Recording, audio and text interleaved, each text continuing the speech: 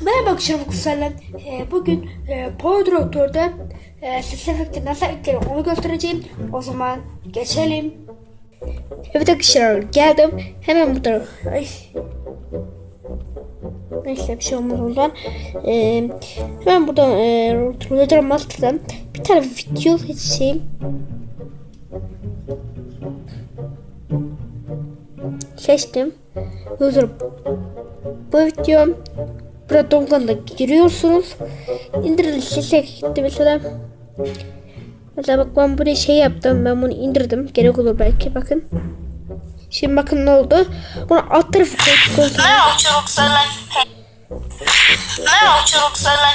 Gözleri Charles diye ses çıkıyor.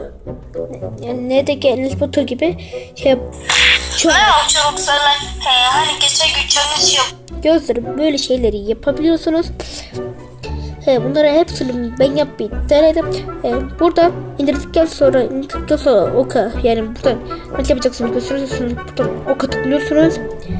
Burada neydi, 9 dakika 16 diyorsa dümdüz video çektiniz ya da kare video çektiniz falan diyor. Bir tane video attığınızda tamamdır.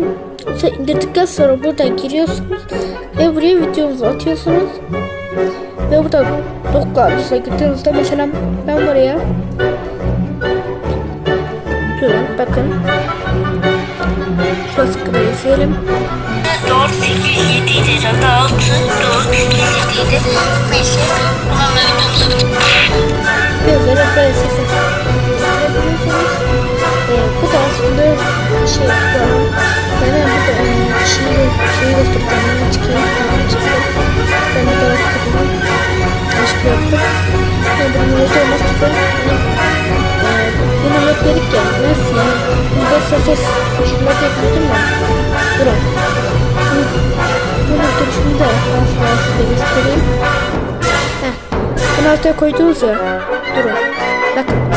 Ses geliyor. Bunu da böyle yapabiliyorsunuz. Merhaba çocuklar. Hani geçen gün challenge yapmıştım. Bakın. Gözlerimdeki şey bu. Karakterim de bu. Adım da Allah. Sesim gelmiş şu an. Hadi bakalım başlayalım. Bakın. Önce bir oynadım da. İyice geliştim yani. Geliştirdim birazcık. Şimdi arkadaşlar size bir şey göstereceğim. Bunu nasıl kısaltılır? Diyorsanız şöyle. Buna iki kere hızlıca tıklayacaksınız. 2 kere. Bir kere tıklarsa bir kereymiş ya. Bir kere tıkladığınızda şuradaki neydi, beyaz mor falan bir şey var. Bunu böyle mesela ben buraya kadar getirdim. Böyle olabiliyor. Ve kısaltabiliyorsunuz. Bu da böyle yapılıyordu. Hemen şuraya da buradan.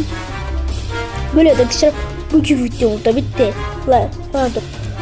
Bugün videomuz da bitti. Like atmayı, abone olmayı ve o zaman ekranı döndürerek yapayım. Bugün videomuz da bitti. Like atmayı, abone olmayı unutmayın. Bye bye.